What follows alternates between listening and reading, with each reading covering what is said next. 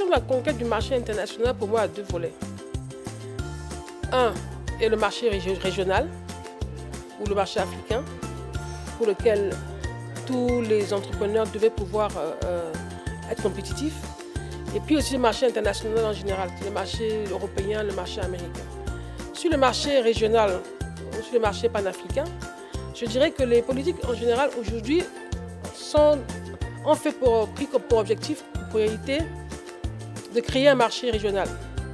Vous avez vu la réduction des barrières qui se font, les accords commerciaux qui sont en pleine négociation pour créer un marché continental. Ce qui crée un potentiel énorme pour les entrepreneurs. Au lieu de cibler un marché de 11 millions de personnes, dans la sous-région, vous ciblez un marché d'à peu près 150 millions de personnes. Bon, c'est vrai que les compétitions deviennent beaucoup plus riches. Le Bénin, par exemple, à la proximité avec le Nigeria, qui présente beaucoup d'opportunités, en même temps pose beaucoup de challenges, parce qu'encourager un entrepreneur béninois, par exemple, à vendre son produit sur le marché nigérian, tant qu'on n'a pas réglé le problème de la propriété intellectuelle, pose un problème. Parce qu'il y a la contrefaçon et toutes ces difficultés-là. Bon, maintenant, sur le plan international, le Bénin fait partie de l'AGOA et bénéficiaire de la réglementation de l'AGOA, qui permet aux Béninois de rentrer au marché américain sans droit de douane.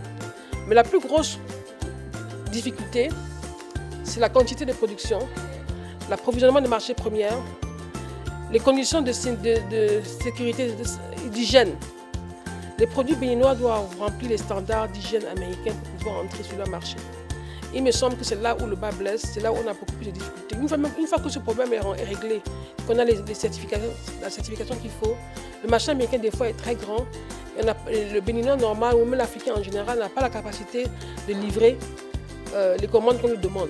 Si on commande 10 pièces de t-shirt, même si ou bien 10 tonnes de cajou, il faut avoir un potentiel énorme, un système énorme, une entreprise énorme pour pouvoir assumer l'approvisionnement et maintenir son contrat pendant longtemps.